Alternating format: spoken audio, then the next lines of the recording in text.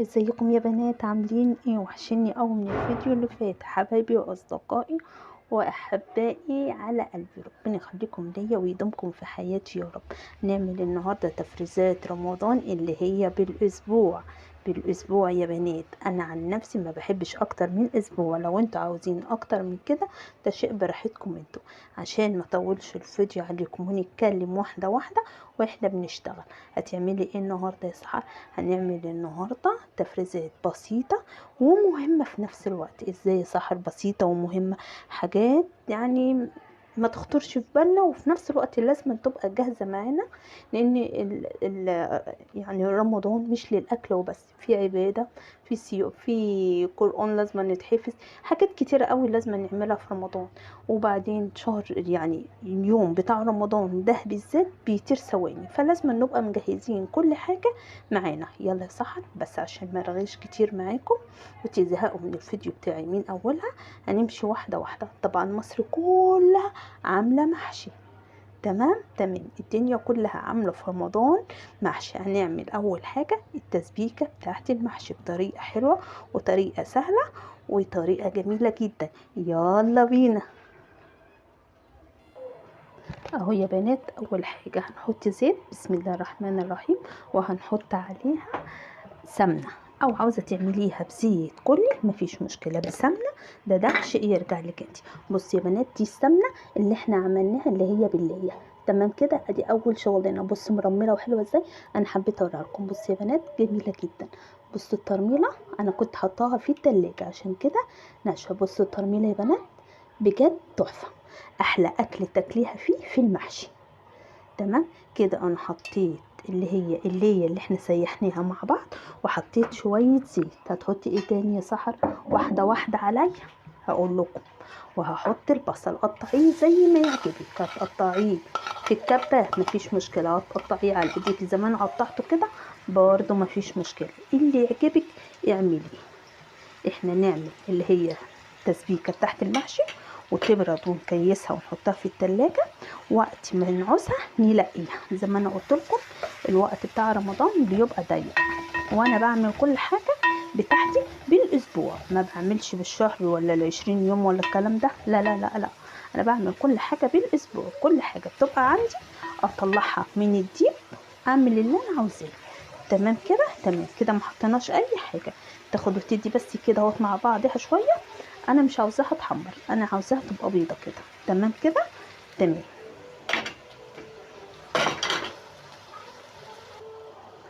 هي بنات كده حلوه قوي قوي قوي. كل سنه يا رب وانتم طيبين، وتعود عليكم الايام بخير، وربنا يوسع رزقكم ورزقي، وتعود عليكم يا رب بالخير والنمر والبركات.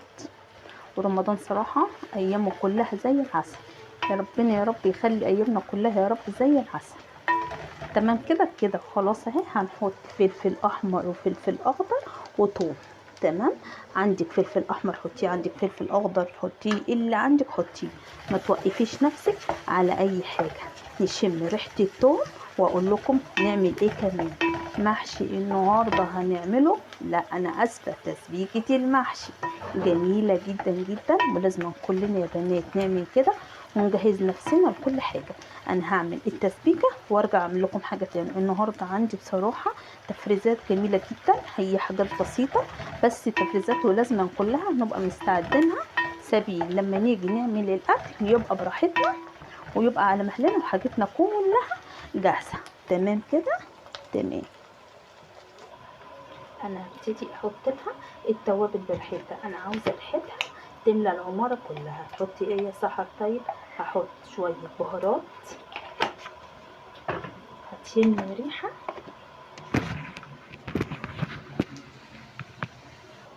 معلش يا بنات، الكاميرا كده وقفت مره واحده.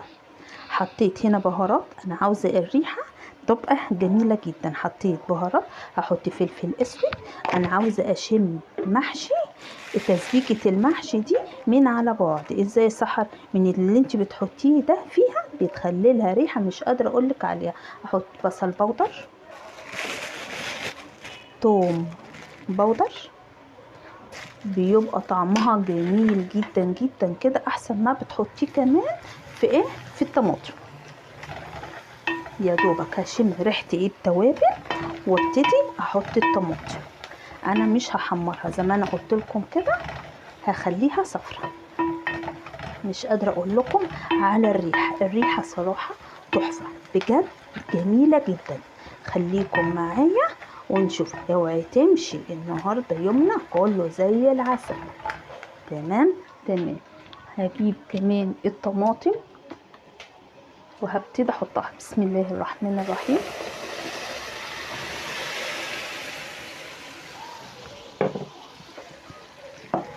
اهو يا حبايبي براحتنا، ولا نستعجل ولا اي حاجه، كل حاجه بالراحه كده ونعملها، ولسه عندنا وقت. تمام كده احنا حطينا التوابل بتاعتها، مش هنحط حاجه تاني. كده هحط الملح بتاعها، وهحط كمان معلقه سكر عشان خاطر الحموضه، وبتخلي كمان طعم المحشي مسكر جدا. وهحط شويه حبهان مطحون. بس على كده جميل جدا جدا كده. تمام. هحط كمان يا بنات واحدة مرقة، دي اختياري، عاوزة تحطيها حطيها، مش عاوزة تحطيها ده براحتك. بس بصراحة بتعمل للتسبيكة طعم جميل جدا جدا جدا. كده احنا مش هنحط توابل تاني، هنحط توابل ان شاء الله واحنا رايحين نلف المحشي بتاعنا.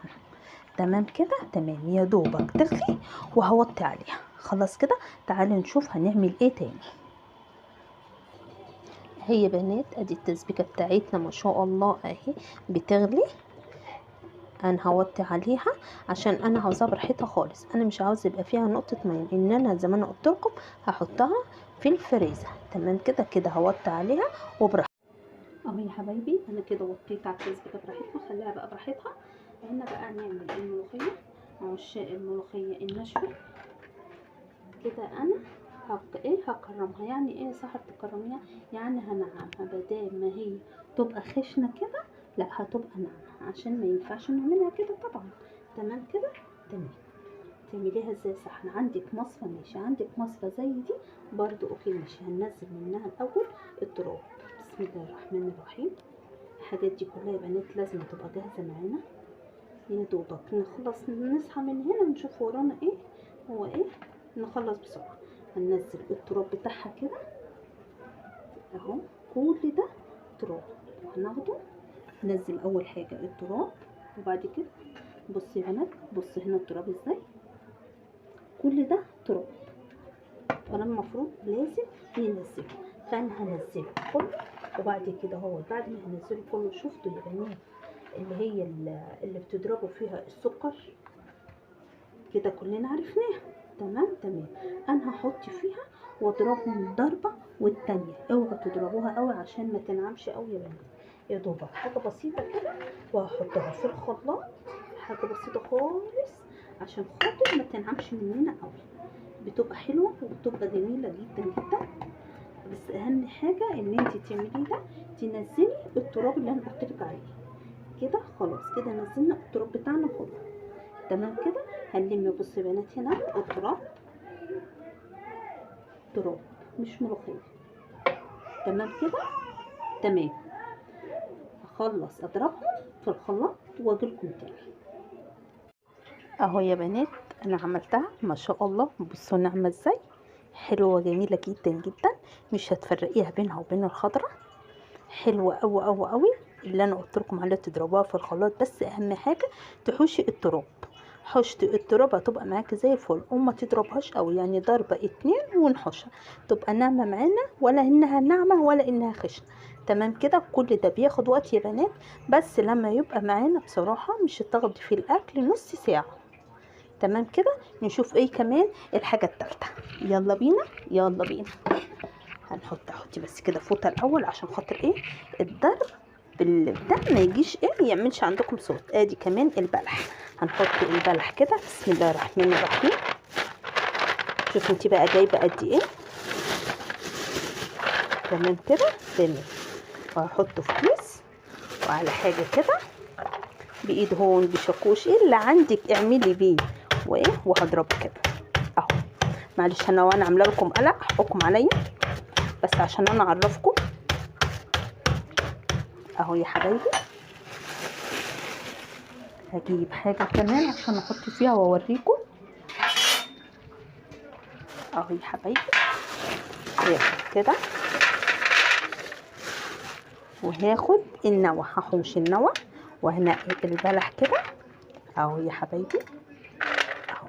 هتلاقي عندك فضة وحاجه حلوه قوي قوي قوي قوي. وعلى فكره كله ما تكسرش، بس ما مش مشكله، انا بعرفك تعملي ايه وايه اللي تبقي محضراه عشان خاطر ما تتعبيش في الصيام. تمام كده. انا هفصصه كله وبرده هرجع لكم تاني اوريكم برده ايه المفروض ان احنا نعمله. تمام اهو يا بنات، ما خدش معايا اي وقت اهو. فصصت حشت منه النوى واللي هي مش كويسه انا شلتها وخليته زي الفل اهو. هنحطه في كيس او نحطه في علبه ونشيله. تمام تمام. نيجي في اول يوم رمضان على خير ان شاء الله نغسله غسله كويسه ونلينه في شويه ميه، نغلي اللبن ونحطه فيه، او انت عاوزه تحطي في الهامش. شوف انت بقى انت هتعملي ايه، انا اديتك فكره وانت براحتك. تمام كده. تمام كده. انا خلصت كده البلح بتاعنا. نعمل ايه بقى التالتة؟ هعمل التوم. اقشر التوم، قشري زي ما يعجبك بقى، 10 20 راس 30 راس براحتك. الله يسحر. طب ما التوم الجديد طلع مفيش مشكله، بس انا عندي التوم القديم زي ما هو. خلص التوم القديم وبعد كده امسك الجديد. تمام كده. هفصصه برضو وارجع لكم تاني اهو يا حبايب قلبي. التسبيكه بتاعتنا اتسبكت اهي، بسم الله ما شاء الله عليها، حلو، بقت حلوه جدا. هنحط لها بقى الخضره، قطعناها كزبره وشبت. خضره اهي، اي خضره انت عاوزاها وحباها حطيها، مش شرط اللي انا حطيته بقى انت تحطيه، اللي انت تحبيه في المحشي اعمليه. طب وكده هتنفع يا سحر، هتبقى جميله جدا جدا وجاهزه ما فيهاش اي حاجه. اهي واحده عروسه كده لسه اول رمضان عليها، كل سنه وهي طيبه ويجعل ايامها كلها عيد في عيد. اهي يا حبايبي اعملي يا حبيبتي اهو، عشان ما يبقاش ارهاق عليكي من كل جهه. بس نقلبها حلو قوي قوي قوي. نخلي الخضره بتاعتنا كلها تتغلف في ايه، في الصلصه، في الصلصه بتاعتنا. تمام كده. تمام. وقيسي بقى اللي انت عاوزاه. عاوزه تحطي، بتحبي المحشي معاك بتاعك فيه صلصه كتير، ما بتحبهوش فيه كتير، بتحبي قليل، اللي معاكي اعمليه، واللي متناول ايدك برضو اعمليه. انا وريتك الطريقه وانت براحتك. انا بقى كده هي بردت، هجيب الكيس بتاعي او العلبه بتاعتي واحط فيها اللي انا عاوزاه. بسم الله الرحمن الرحيم. كيسي اللي انت عاوزاه يا روحي، اللي يأديكي واللي يكفيكي. ادي كده صلصه جميله جدا جدا جدا وجاهزه من كل حاجه. تاخديها من هنا تغسلي الرز بتاعك وتحطيها على قلب ايه الرز بتاعك في كل حاجه. تحطي لها بقى جميع كل التوابل اللي انت برضو عاوزاه واللي انت بتحبيه. انا عملت كيسين زي ما انا قلت لكم. انا ما بحبش الحاجه تقعد عندي في التلاجة، بس انا بحب ان انا بصراحه اعمل اي حاجه عندي كله بالاسبوع، ما بكترش عن كده. تنفع برضو للي هم الموظفين، سواء رمضان غير رمضان، تيجي تخلص تجيب حاجتها وتخلص تبقى خلصت. ادي اول تفريزه عندنا الصلصه بتاعت ايه، بتاعت المحشي. وادي كمان الملوخيه. تمام كده. عندك علبه زي كده حطي فيها، ما عندكيش ما تصعبيش الدنيا عليكي، حطيها في كيس بلاستيك عادي خالص، مفيش اي حاجه. ولو انا عجبتك بالله عليكي ما تنسيني في لايك، ولا تشاركي الفيديو ده لاصحابك، ها، وعاوزاه عيلتي الصغيره دي تكبر بيكي. تمام كده. ما تستخسريش فيا لايك. تمام كده. وادي الملوخيه. هنيجي كمان على الثوم. الثوم طريقته حلوه جدا جدا برضو زي الفل، برضه هنشوفها مع بعض. وادي الثوم عاوزة تحطيه في كيس بلاستيك مفيش مشكلة. عندك برضو علبة زي كده ازاز حطيه. مش عاوزة تحطيه كده اطحنيه في الكبة او اضربيه في الهون بتاع التوم، وحطي له شوية ملح وشوية زيت، وحطيه الزيت والملح حطيه على وشه وحطيه في الفريزر. ده في حالة انتي دقتيه، ما دقتهوش يبقى زي ما هو كده ونغطيه. ادي التوم تمام كده. وادي كمان البلح، عندك علبة حطي، ما عندكيش حطيه في كيس كده، بس كل حاجة تبقى عندك جاهزة عشان ما تتعبيش ويحصل عندك ارهاق. احنا بالنسبة البنات اللي هي سنة اولى طبخ، سنة اولى جواز، انا بسهل عليكم كل حاجة عشان خاطر انتوا ما تتعبوش. انتوا حياتنا وعنينا، فلازما نعمل معاكم كل حاجة حلوة. الطريقة اللي انا عملتها دي صدقيني ولا هتتعبي ولا هتحس حتى ان انت عملتي ولا اكل ولا يبقى عندك اي شاغل. في بنات زغنطوطة برضو لسه متجوزة قريب وبتشتغل، يبقى عندها كل حاجة جاهزة تمام كده. تمام. وادي البلح كمان هنقفله حلو قوي اهو، وكل حاجة حلوة معانا تمام كده. تمام يا عسلية. ايه رأيكم بقى في الفيديو بتاعي البسيط الجميل؟ ايه رأيكم؟ حاجة صراحة جميلة وحاجة مش مكلفة وفي نفس الوقت كل بيت بيعملها. فاحنا نحضر التحضيرات بتاعتنا كلها، ويجعله يا رب رمضان سعيد علينا يا رب، وكل سنة وانتم طيبين وتعود عليكم الأيام بخير يا حبيبي. ولا تنسوني في لايك، إن عجبتكم دوسولي لايك، ما عجبتكمش خلاص بقى انتوا على طول بتنسوا اللايك انا عارفة، بس انا عارفة حبايبي ايه الحلوين المرة دي مش هينسوني في لايك. تمام كده. وكل سنة وانتم طيبين، والسلام عليكم ورحمة الله وبركاته.